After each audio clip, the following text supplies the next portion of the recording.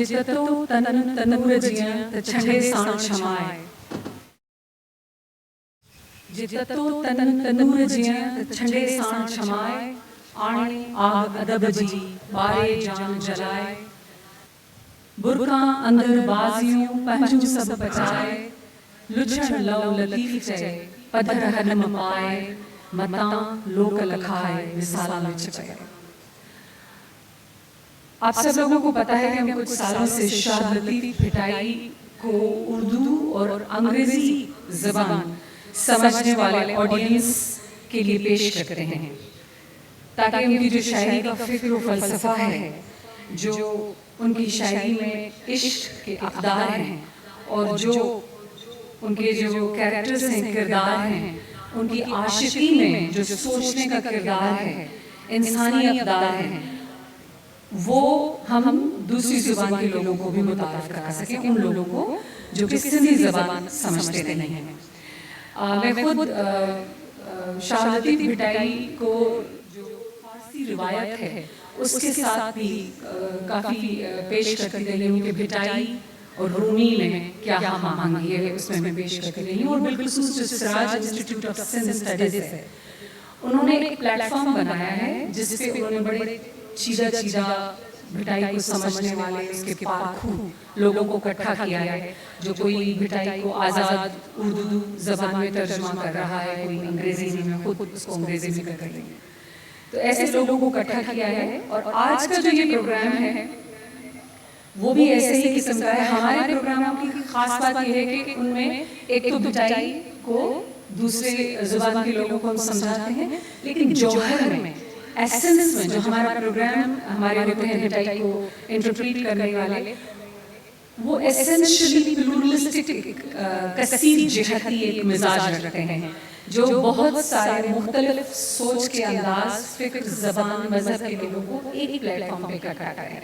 तो आज का ये प्रोग्राम उसी सिलसिले की कड़ी है और ये प्रोग्राम भी अपने मिजाज में एक बहुत हसीन इनफरादियत रखता है। आज हम इस प्रोग्राम में सस्सी के जो किरदार हैं, जो सस्सी का 5 सुरों में भिटाई का जो मुख्तलिफ किरदार बताता है, उसको हम दास्तान गोई के जरिए बयान करेंगे। सस्सी की पुनूं की तलाश में जो सफ़र की कहानी है, उसको आज हमारी बहुत ही मोहतरम दोस्त जो भारत में रहने वाली हैं, उनकी ज़ुबानी और साज़ों, उनके साज़ों के ज़रिए से सुनेंगे। ये हम जानते हैं कि भिटाई की शायरी जो है वो जुदाई की शायरी है, भिटाई की शायरी आशिकी की शायरी है। और सस्सी जो है, एक तो आशिक है, दूसरा वो जुदाई की मारी है। और सस्सी के जो इश्क के अक़दार हैं, आज हमारी खूबसूरत मेहमान जो हैं, उन अक़दार को खुद किस तरह देखती हैं और समझती हैं, उससे हमें रूशनास करवाएंगी। मैं उनका तारुफ करवाती हूँ।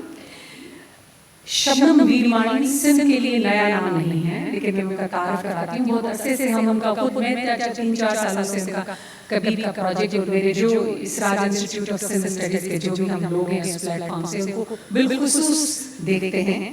वो एक खुद, बहुत सारे लोग शायद ना जानते हैं, वो एक फिल्म मेकर हैं और लेखक हैं। कबीर के फ़लसफ़े को समझने के लिए बहुत सारा सफ़र और सरगर्दानी दोनों कर चुकी हैं, वो भी साज़ों के साथ। और कबीर की दुनिया में वो फिरते 4 जो है वो डॉक्यूमेंट्री भी बना चुकी हैं। और सूफी शायरों के जो आरफाना फ़िक्र है, उस पे उन्होंने बहुत एक ज़बरदस्त किस्म का डिजिटल ज़ख़ीरा इकट्ठा किया है, जिसका उन्वान उन्होंने दिया है अजब शहर। फिर कबीर के साथ चलते चलते अचानक ये होता है कि वो दूसरे सूफी शायरों में दिलचस्पी लेना शुरू करती हैं, जो कि उनको पढ़ती हैं। और यहाँ पे चलते चलते वो शाह लतीफ़ भिटाई के पास पहुँचती हैं। भिटाई की तशबीहात, भिटाई की इस्तारात, तमसीलें, अलामतें उनको समझना शुरू करती हैं। और मुझे उनको सुन के बहुत खुशी होती है कि उनका जैसे नेटिव सिंधी भिटाई को समझे वो वैसे उसको समझती हैं। खुद उस्ताद भी हैं बतौर तसव्वुफ़ और वेदांत के। उस फिक्र को जी समझ जो है उनको अपने शागिर्दों के दिमाग में भी उंडेलने की कोशिश की है। उन्होंने 2 किताबें ऑथर की हैं। आई सो माई सेल्फ को ऑथर उनके विपुल लिखी हैं उनके साथ। I saw myself journeys with Shah Latif Bhitai एक, और दूसरा है वन पैलेस 1000 डोरवेज, एक कसर दरअल कोड़े का नस्ल क्यों Jenagaram Parkatila Sahib Sam. The title is One Palace, A Thousand Doorways, Songlines through Bhakti, Sufi, Baul and oral traditions. उनकी जो आने वाली किताब है उसका नाम है Burn Down Your House, Life Lessons from Kabir, वो भी आने वाली है. जरा और उनके बारे में मैं बताऊं. वो अपने इस प्रोजेक्ट कबीर प्रोजेक्ट की वजह से अपने भारत के रूरल और जो अर्बन ऑडियंस है दोनों में यकसा मकबूल हैं.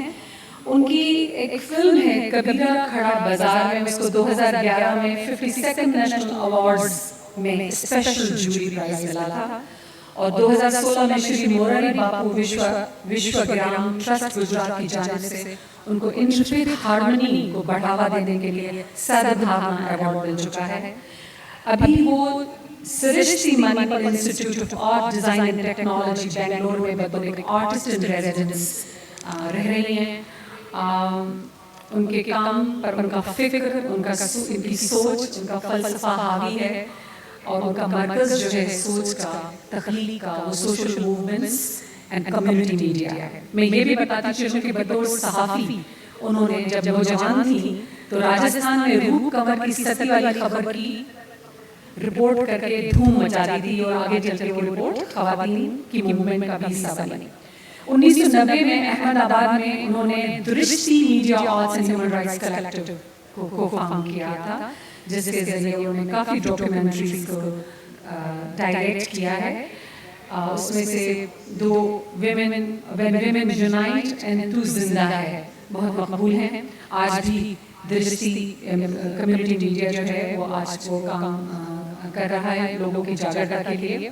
आज मैं उनसे गुफ्तगू का आगाज़ करती हूँ. शबनम साहबा, आप हमें ये बताइए बहुत मुख्तसर, एक तो आप हमें ये ज़रूर बताइएगा अपनी बात के शुरू में कि किस तरह से आपने कबीर का प्रोजेक्ट शुरू किया और ज़रा सा तफसील से ये बताइएगा कि कबीर के सफ़र पे चलते चलते आप शहादती भिटाई तक कैसे पहुँची और उन दोनों में आपको क्या यकसा नज़र आता है, क्या मुख्तलिफ है. बहुत बहुत शुक्रिया Sahar ji, thank you so much इस इंट्रोडक्शन के लिए और thank you very much Sindh literature festival. मैं आपकी बहुत शुक्रगुजार हूँ कि आपने मुझे ये मौका दिया है सिंध की भूमि के साथ रूबरू होने का, सिंध के लोगों के बीच कुछ बातें बांटने का. ये मेरे लिए बहुत खास बात है क्योंकि इंडिया में बहुत कम लोग शाह लतीफ़ को समझते हैं या इंटरेस्ट रखते हैं. तो आप सब तो शाह साईं के मुरीद हैं, आशिक हैं, तो आप लोगों के बीच कुछ बातें रखने के लिए ये मौका मेरे लिए बहुत खास है. Thank you so much. तो 2002 में जब गुजरात में दंगे का माहौल बना था तब कबीर साहब की आवाज़ मेरे रूह तक पहुंची. वो कहते हैं साधो देखो ये जग बोराना, पागल हो गया है ये जमाना. तो उस वक्त से शुरू हुई ये यात्रा, ये सफ़र और चलते चलते मतलब कई 10-12-15 साल बाद जब हम कबीर की खोज में गुजरात के छोर सरहद के नज़दीक कच्छ डिस्ट्रिक्ट में पहुंचे तो कबीर के साथ लगती चुपती आवाज़ शाह साईं की सुनाई पड़ी. और जैसे कि आप जानते होंगे सरहद के इस पार भी शाह साईं की परंपरा जागृत है राजस्थान में और कच्छ में, और दोनों परंपराएं हैं. हमने शाह का कलाम, शाह जो राग, वाई और बेत के ढंग में, धंबूरों में के साथ की संगत के साथ सुना जट कम्युनिटीज में. और मोहन भगत और तंबूरे पे काफ़ी की परंपरा जो जागृत है शाह साईं कलाम की कच्छ में, उनको भी सुना. और मुझे याद है वो बहुत देर रात को एक सत्संग का माहौल था, जागरण का, और कबीर की बानी चल रही थी और वो पूरी हुई और शाह साईं की काफ़ी चीरती हुई शुरू हुई बहुत सुंदर ढंग से. तो एक जिज्ञासा पैदा हुई, एक रुचि, एक इंटरेस्ट बना कि ये क्या आवाज़ है. और ये आवाज़ कहीं ना कहीं बहुत ही करीब महसूस होती थी, बहुत ही पहचानी हुई महसूस होती थी, क्योंकि कबीर की आवाज़ में और शाह साईं की आवाज़ में कई बिंब, प्रतीक, रूपक, तस्वीरें, मेटाफर्स बहुत ही एक समान हैं। कबीर भी कहते हैं शाह साईं की तरह कि अगर आपको इश्क की राह पर निकल पड़ना है तो सर उतारना पड़ेगा। ये सर काटने वाला जो बिंब है, जो दृश्य है, ये कबीर में भी है, शाह साईं में भी है। कबीर में भी हंसों की बात होती है, शायद सिंधी में हंज कहते हैं, हंजड़ा। तो दोनों में ये बात होती है कि कुछ हम में से परिंदे जो होते हैं वो अलग मुख्तलिफ परिंदे होते हैं, खास परिंदे जो इस दुनिया के छोटे ताल तलैयों में, कीचड़ में मुंह मारते नहीं फिरते हैं, बल्कि समुद्र की गहराइयों में मोती चुगते हैं। और उनका लोक मानसरोवर है। तो ये केवल दो हवाले हैं, लेकिन बहुत ऐसी बातें हैं जो आपको दोनों कबीर और शाह साईं की आवाज़ में मिलती नजर आएगी। लेकिन शाह साईं की दुनिया तो कबीर से किस कदर डिस्टिंक्ट और मुख्तलिफ थी, वो भी हमें अंदाजा हुआ, क्योंकि कबीर में तो कोई दास्तान नहीं, कबीर में कोई प्लॉट नहीं, कोई नैरेटिव नहीं, कोई किरदार नहीं। कबीर की आवाज़ ज़्यादा एब्स्ट्रैक्ट है और ज़्यादा शायद देह के अंदर, शरीर के अंदर उतरती है। लेकिन शाह लतीफ़ की आवाज़ में, जैसे कि आप सब जानते हैं, there are epic overtones. I mean, जिस कदर किरदारों की लाइन लगी है, plots, narratives, situations, जिसमें आप अपने आप को बहुत सरलता से पा सकते हैं, अपने आप को उन situations में आप पा सकते हैं। तो ये बात बहुत रोमांचक थी हमारे लिए और बहुत नई शाह लतीफ़ की आवाज़ में। और दूसरा, कबीर की आवाज़ में एक ज्योग्राफिक लोकेशन तो बिल्कुल नहीं है। There is no reference almost to any kind of geography. Shah Latif is so grounded. उनकी आवाज़ में सिंध की भूमि, सिंध की धरती, आपकी आबो हवा, आपके लोग, सब लोगों की तस्वीर खड़ी होती है। तो ये कुदरत का नज़ारा जो है शाह साईं की आवाज़ में, ये आपको कबीर में बिल्कुल नहीं मिलता। तो शाह साईं दोस्त भी महसूस होते थे, लेकिन साथ साथ में बहुत ही एक स्ट्रेंजर भी मालूम पड़ते थे। तो एक बहुत इंटरेस्ट बना कि इस आवाज़ को ज़्यादा गहराई से सुने और समझें, क्योंकि ये बात पक्की थी कि दोनों का इशारा एक ही दिशा में था, मुकाम एक ही था। जैसे कबीर कहते हैं, कबीर कुआं एक है, पनिहारी अनेक, बर्तन न्यारे न्यारे हैं, पर नीर एक का एक। कुआं एक है, हम सब के बर्तन अलग हैं और अब हम सब पनिहारियां हैं, लेकिन जो पानी हम उस कुएं से ला रहे हैं वो तो एक है। और जैसे कि सहज जी अभी आपने बयान किया, शाह लतीफ़ यही बात कहते हैं, हेक कसर दरलक सेंसें संदस गिड़कियों जिया क्यों परतियां साहिब सामू। तो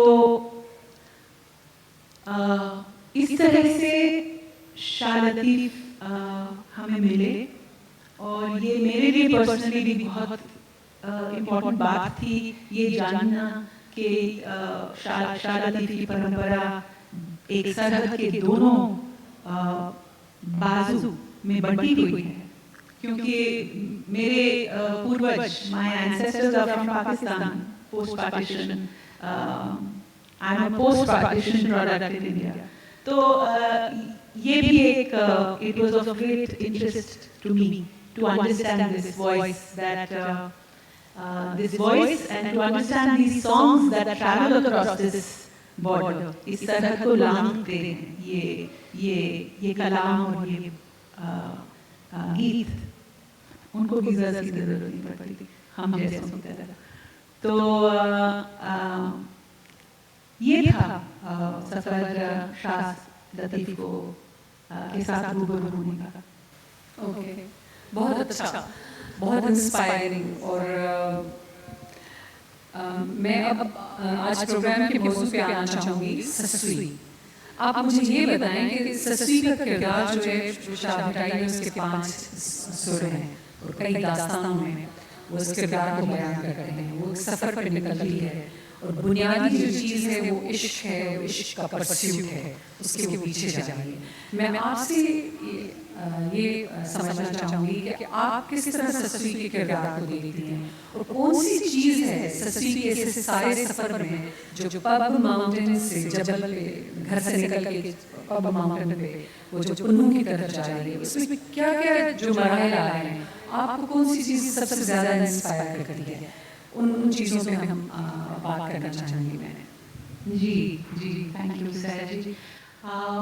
आई think the most striking thing, सबसे पहली बात जिसके ऊपर मैं गौर फरमाना चाहूँगी वो ये है कि ससी की दास्तान में और ससी की आवाज़ में सूरों का जिक्र जो है, हमारे जो दुख है, सॉरोस, वो बहुत निराला है। ये जो रवैया है जो शासाई ससी की आवाज़ द्वारा बयान करते हैं, निराला इसलिए है कि ससी अपने सुरों से दोस्ती करती है।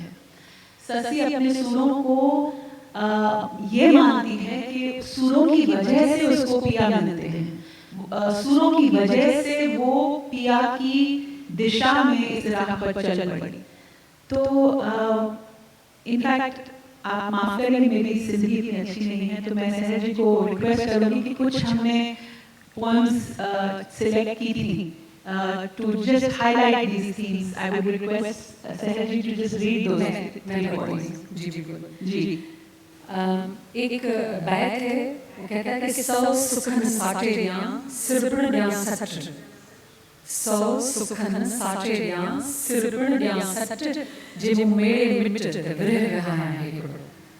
वो अपने इश्क की बात करती है, जुबान चूंकि वो मरकटाई है कि बात इश्क की और कहती है मैं अपनी ज़िंदगी की कई सौ जो खुशियाँ हैं वो खुद अपनी ज़िंदगी उस सौदे में दे दूँ। और क्यों दूँ कि अगर सिर्फ एक बार जे मुँह मेरे मिट, एक बार महबूब मिला दे तो बस मैं उस सौदे में बिरह जुदाई की बहुत सी सख्तियाँ जो हैं वो संभाल ली। या फिर वो कहती है 100 सुखन दई विरह रहा है, एक 100 सुखों के बदले वो उनको कुर्बान करके मैंने बिरहा को कबूल किया। मुँह के तहने पैर दिखा लो जो, और महबूब तक किस चीज़ ने पहुँचाया?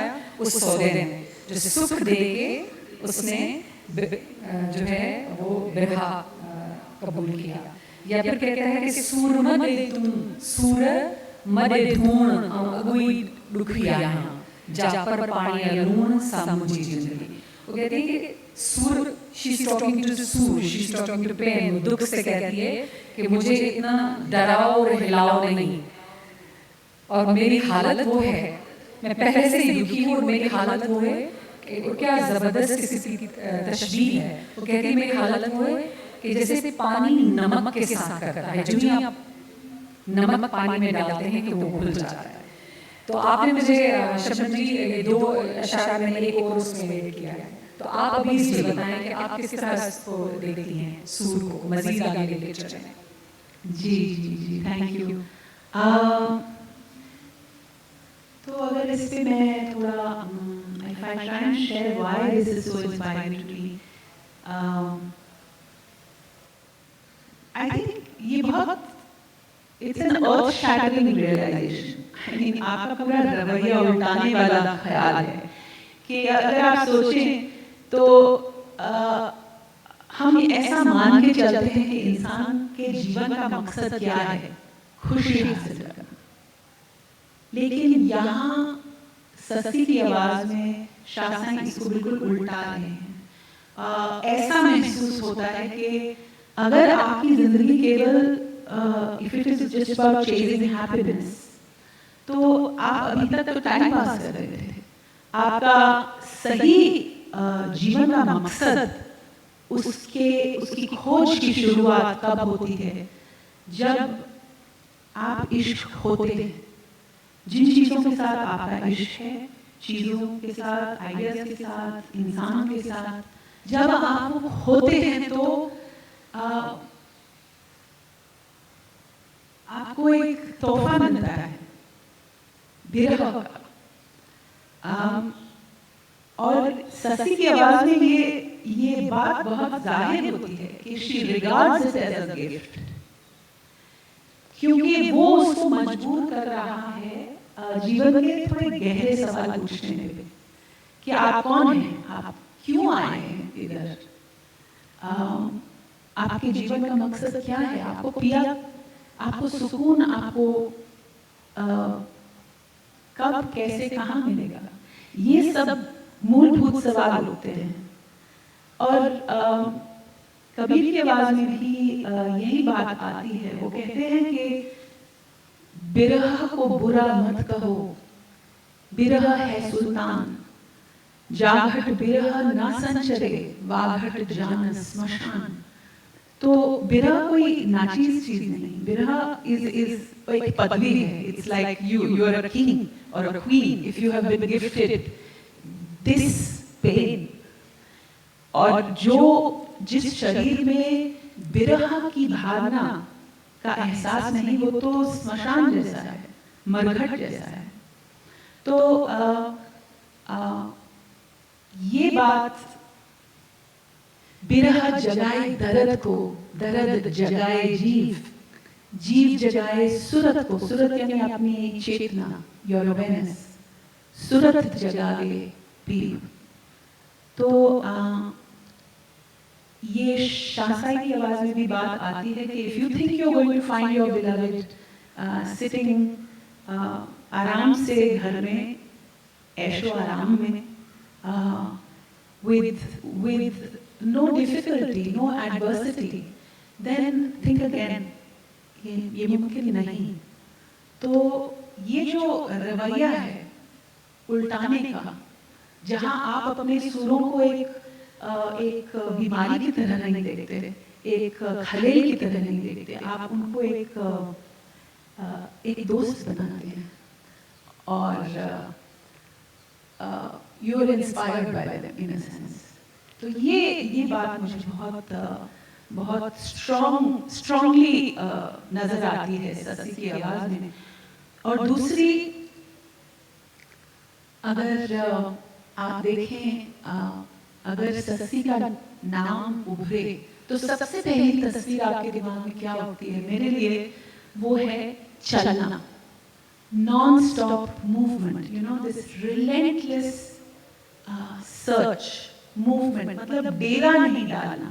दरअसल मुझे लगता है हम थोड़ा कुछ ज्ञान या सुकून या पैसा या इल्म कुछ भी अगर हम पा लें, हम उस पर दुकान खड़ी कर देते हैं और डेरा लगा देते हैं, जम जाते हैं। We stop moving, we stop questioning.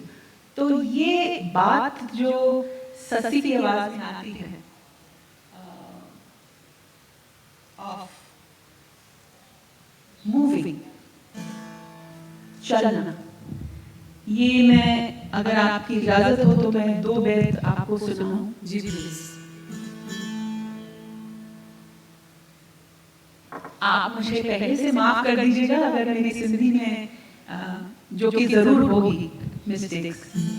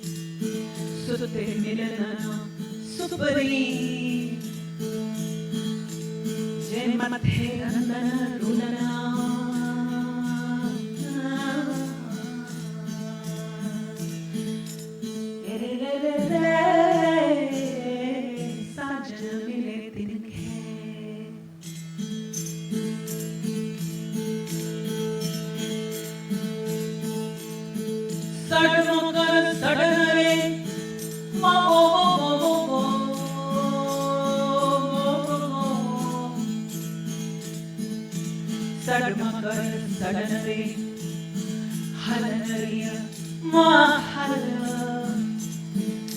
जलनरिय जल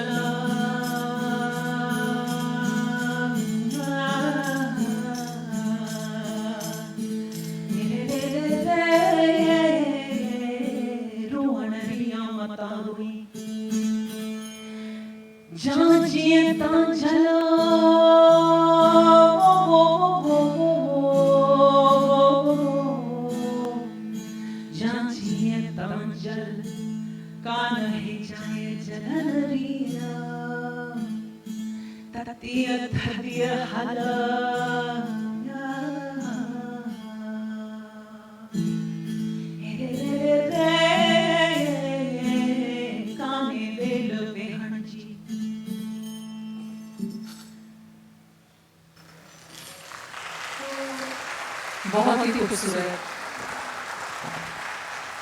वेठे वरन पवन सुते मिलन न सुपनी जे मथे रंदन रोअन साजन मिले तिनकी। हिकिड़ो इहो ॻातन ॿियो चवनि सदम कर सदन रे हलण रे महल जलन रे जल रोण रे मताणी। अच्छा, आप जो परसिवियरेंस की बात कर रही हैं शबनम साहिबा, मुझे ये एक बात बताएं कि इश्क में सस्ती का जो एक किरदार है, इसमें एक ही सफर पे चलते रहना, उसको आप किस तरह देखती हैं? क्योंकि ये जो शेर है जिसमें भिटाई कहता है चलने के बगैर मत चलो, सदा के बगैर मत बुलाओ, हकीकी चलने के बगैर मत चलो, हकीकी जले बगैर मत जलो, हकीकी रोने के बगैर मत रो।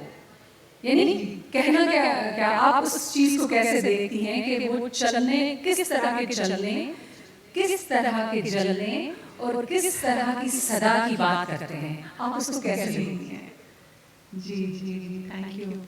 आई एम श्योर इसके बहुत मायने हैं, लेकिन इमीडिएटली मेरे जहन में ये बात उठती है कि जो आप करें बहुत ही सच्चाई और ईमानदारी के साथ करें। नहीं तो सूफी और भक्ति पर चलने वाले बहुत ढोंगी भी हैं, पिया पिया करने वाले बहुत हैं, लेकिन यदि वो बात बहुत ही ऑथेंटिकली आपके जहन में नहीं उत्पन्न हुई, वहां से नहीं उभरी, तो कोई फायदा नहीं। अगर आपको चलनी है, आपकी चाल ईमानदारी की चाल होनी चाहिए, तभी आप कुछ पा पाएंगे।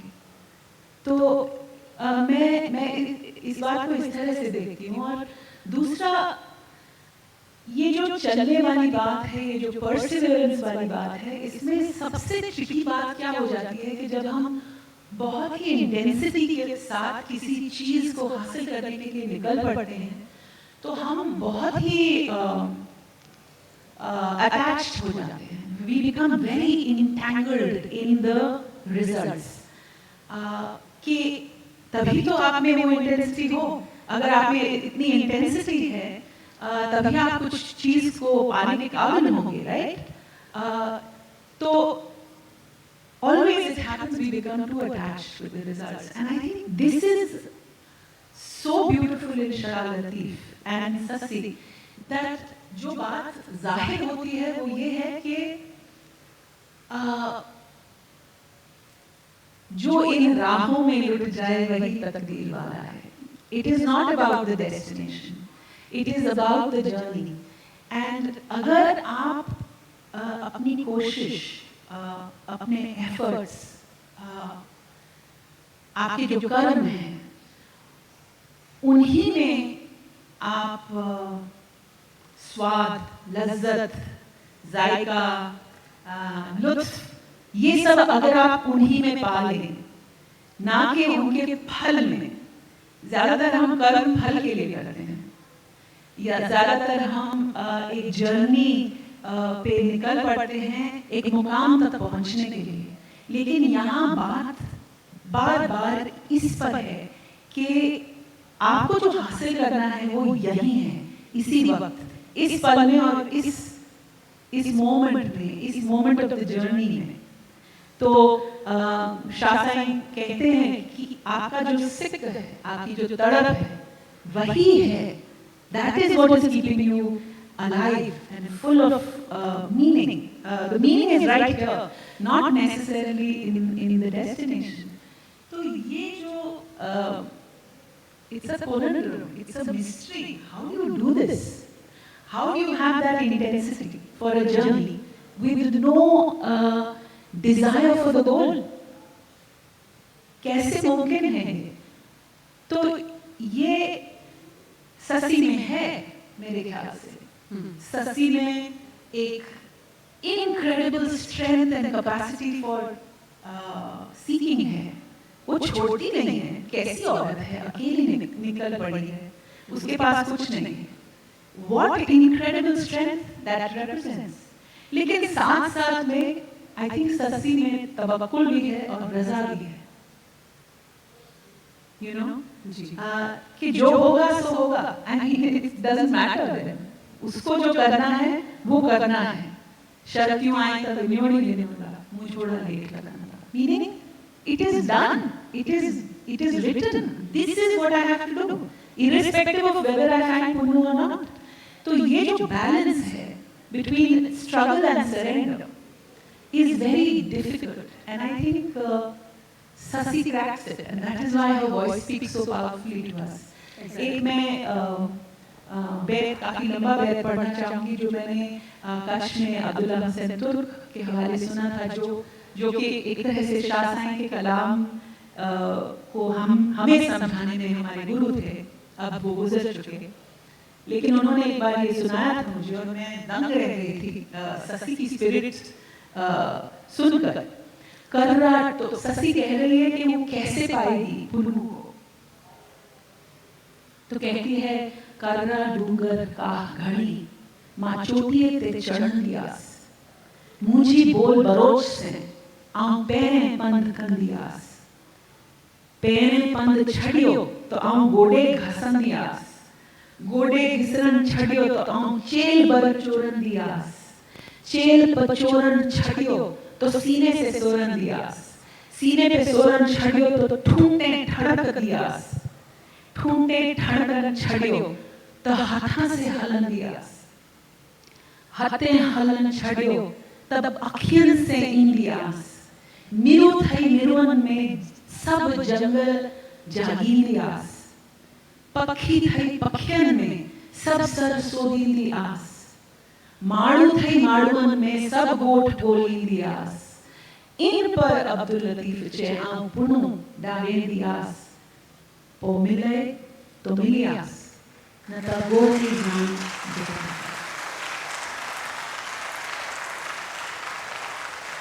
जे मिलिया तो मिलंदियास, न तो गोरी जान जतनवा। बहुत ही खूबसूरत शबनम साहबा, ये जो परसिवियरेंस है, ये आशिकी का कद्र है, और सूफी रिवायत में इश्क के सफ़र में और सूर के साथ जो रिश्ता है बहुत लाजमी है, और वो हमें हर जगह से जो सूफी शायरी है उसमें मिलता है। रूमी में कहते हैं कि मन शंगे तो आम बर हर रगे मन तु ज़ख्म ज़नी मन तन तनना, मैं तुम्हारा साज हूँ और तुम मेरी हर रग पे जब चोट लगाते हो तब मैं बजने लगता हूँ। तो चोट इज एसेंशियल। इकबाल भी कहते हैं खुदा तुझे किसी तूफान से आशना कर दे कि तेरे बहर की मौजों में इज़्तिराब नहीं, मुज़्तरिब ज़रूर होना चाहिए। तो मैं आपसे अब इस मौजू के हवाले से ज़रा सा आगे पूछूंगी।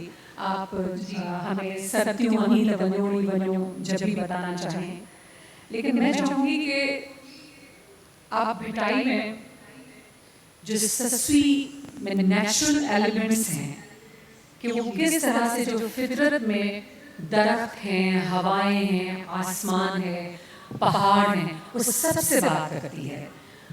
आपको कैसा लगता है, उसको आप किस तरह देखती हैं कि वो किस तरह से जो चीज़ें एपरेंटली नॉन ह्यूमन हैं वो उनके साथ गुफ्तगू करती है या भिटाई उनके साथ गुफ्तगू पेश करता है, आप उसको कैसे देखती हैं?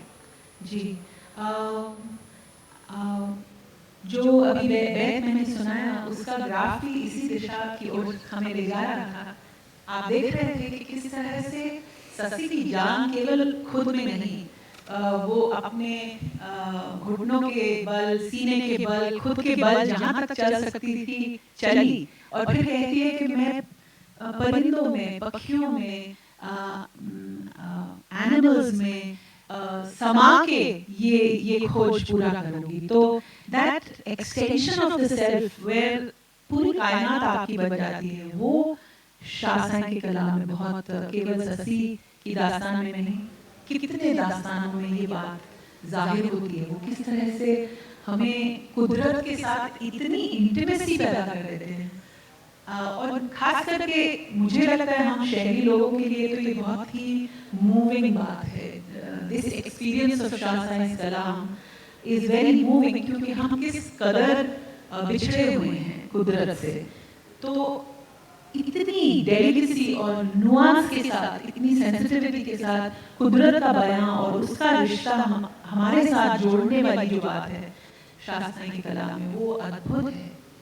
तो शायद अगर आप एक कोई वेद सुना दें सहज जी, जो हमने सुना था, तो उसके बाद मैं ठीक है। थोड़ा शबनम सर, हमें इन्होंने इंडिकेट किया है कि हमारे पास अभी सिर्फ 10 मिनट हैं। मैं एक बैच सुनाती हूँ। मैं चाहती हूँ कि आप वो सत्यम अमिता भी सुनाएं, और आखिरी एक और कलाम था उसको भी, उसको भी ज़रा सा सुना दें।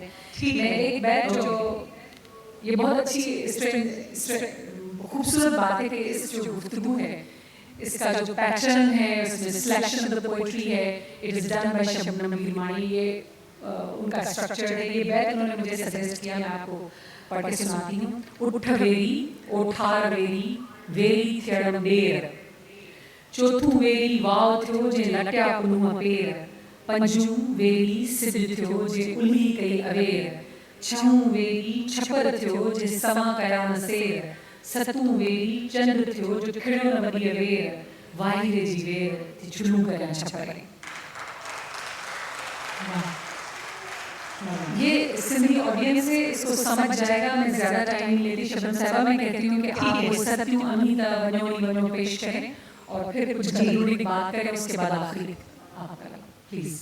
जी, मैं इस ऑर्डर को उल्टा सकती हूँ। I just say using then I will end और करती हूँ। तो मुझे लगता है कि जो ससी कुदरत में जब निकल पड़ती है अकेली, वो दरअसल अकेली नहीं है, क्योंकि झाड़ और दरख्त और पहाड़ उसके साथ है। और ये कुदरत में जब हम जाते हैं तब हम एक तरह से खुद के साथ रूबरू होते हैं, हमारी अपने आप से मुलाकात होती है। और उस अकेलेपन में जो अपने आप से आपकी मुलाकात होती है, वो ऐसी होती है जो शायद आपको सबसे जोड़ दे। ये वो वाली मुलाकात नहीं होती है जो आपकी पर्सनालिटी या पहचान से हो। वो आपको भीड़ में मिलती है, जमात में मिलती है, क्राउड्स में मिलती है। लेकिन अकेलेपन में जो आपकी अपने आप से मुलाकात होती है, वो इन सब पहचानों के पिघलने से होती है। तो ये जो पब का पहाड़ है, वो दरअसल बाहर नहीं, वो खुद के अंदर है। ससी के खुद के अंदर वो पहाड़ है। और ये मुझे बहुत मूविंग बात लगती है कि सबसे पहले वो पहाड़ एक अड़चन है, और फिर बाद में उसका दोस्त है। वो दोनों बैठ के एक साथ मिलके रोते हैं। तो ये कब मुमकिन है? जब ससी अपनी पहचान गवाएं।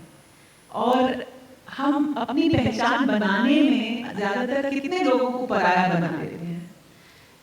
ससी जब अपने आप को गंवाती है, अपनी पहचान को गंवाती है, तब पूरी कायनात उसकी हो जाती है। तो वो है ये एहसास जो ससी का पुनः से मिलन जब शासाई उसका बयान करते हैं, तो कैसे करते हैं? कहते हैं, पहजा पाण में कयम रूह रियान, तनका डूगर रेह में नकी केच नकान, पुनु थयस पाण ससी तासुरगा।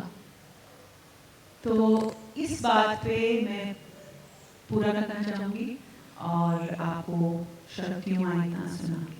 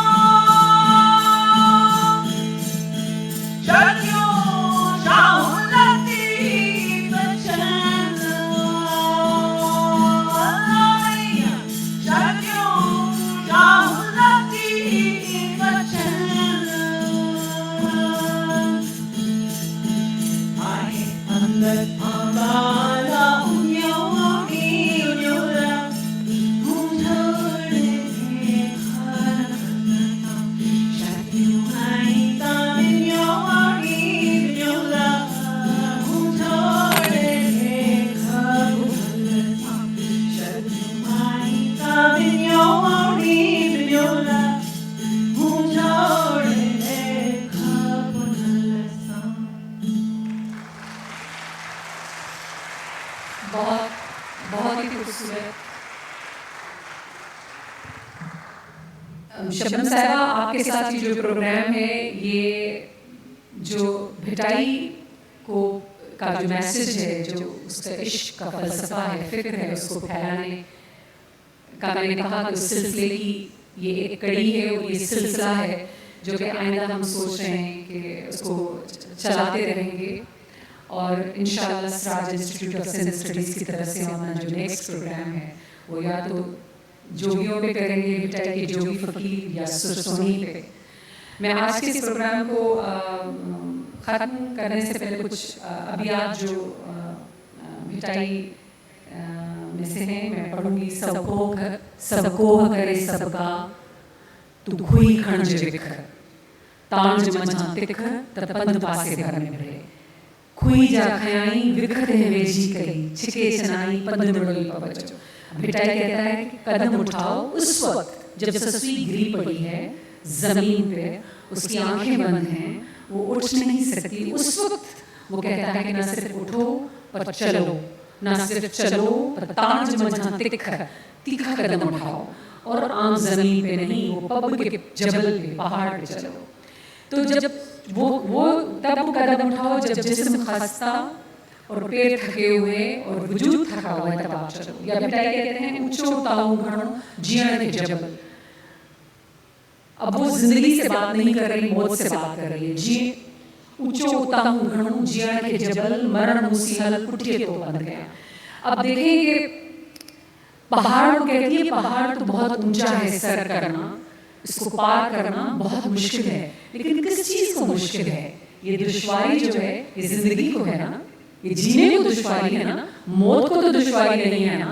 और फिर कहती है जीण के जबल ऊंचो ताऊ घणो जीण के जबल, मरण मूसीहल कुटिए तो बंध गया। मौत के पीछे जा रही है। ससी का जो सफ़र है वो इश्क के दास्तान में, भिटाई के जो इश्क के दास्तान है उसमें सबसे ज़्यादा हसीन सफ़र है। इसमें हम और भी आगे चल के बहुत ज़्यादा बात करेंगे।